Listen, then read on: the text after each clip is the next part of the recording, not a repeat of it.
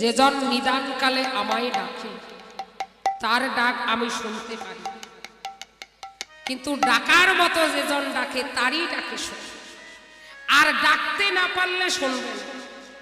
শ্রীমদ্ ভাগবতে প্রমাণ দিয়ে দিলেন অজামিল অন্তিম সময় কনিষ্ঠ পুত্রের নাম রেখেছে নারায়ণ। অন্তিম সময় যমদূতগণ যখন সম্মুখে এসে দাঁড়ায় তখন ভয়ে ভীত হয়ে নারায়ণ নারায়ণ বলে ডাকে, পুত্রের নাম ধরে ডাকে, নারায়ণ নারায়ণ নারায়ণ, আয় বাবা আমার কাছে আয়।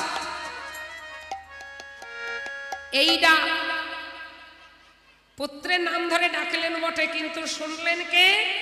গোলক বিহারী নারায়ণ। তখন তো আর কোনো ভাবনা নাই, কোনো চিন্তা নাই, কে কোথায় আছে কারো সঙ্গে পরিচয় নাই, শুধুমাত্র একটাই স্মরণ,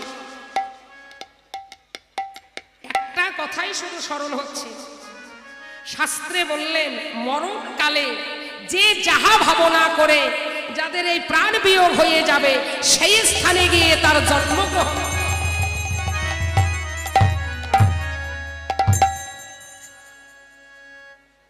এই জন্য যতই মালা তিলক ধারণ করি না কেন, যতই সঙ্গ করি না কেন বাবা, যাওয়ার দিন যদি ভালো না হয় তাহলে এই ভবে যাওয়ার আশাই সার হবে। যাওয়ার দিনটাকে মনে করতে হবে যেন যাওয়ার দিন ভুলে না যায়। তাহলে অজামিল নারায়ণ নারায়ণ বলে ডাকছে জন্য গোলক বিহারী নারায়ণ বিষ্ণুদূত পাঠিয়ে দিল, ওরে তোরা গিয়ে ওই অজামিলকে নিয়ে আয়। বিষ্ণুদূতগণ যখন নিতেই এসেছে, যমদূতগণ বলছে তোমরা কেন এসেছো? বলে কেন? এই অজামিলকে নেওয়ার আমাদের অধিকার, প্রভু পাঠিয়ে দিয়েছে। বলে না, তোমরা নিতে পারবে না। এই অজামিল কত পাপ করেছে, কত জীব হত্যা করেছে, সারা জনম পাপ করেই গেল, তোমরা কি করে নিবে?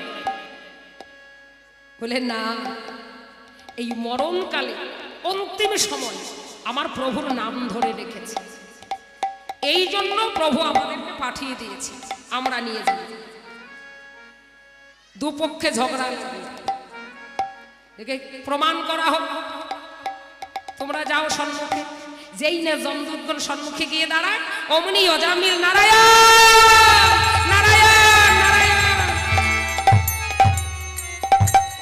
বিষ্ণুদূতগণ বলছে দেখছো তো, দেখো কার নাম ধরে ডাকছে? বলে ঠিকই তো প্রভুর নাম ধরে ডাকছে, আমরা নিতে পারবো না, তাহলে আমরা চলে গেলাম। বিষ্ণুদূত নিয়ে এবার গোলক বিহারী নারায়ণের কাছে নিয়ে গেলেন। দেহটা রেখে পরমাত্মা কোথায় চলে গেল? প্রভু নারায়ণের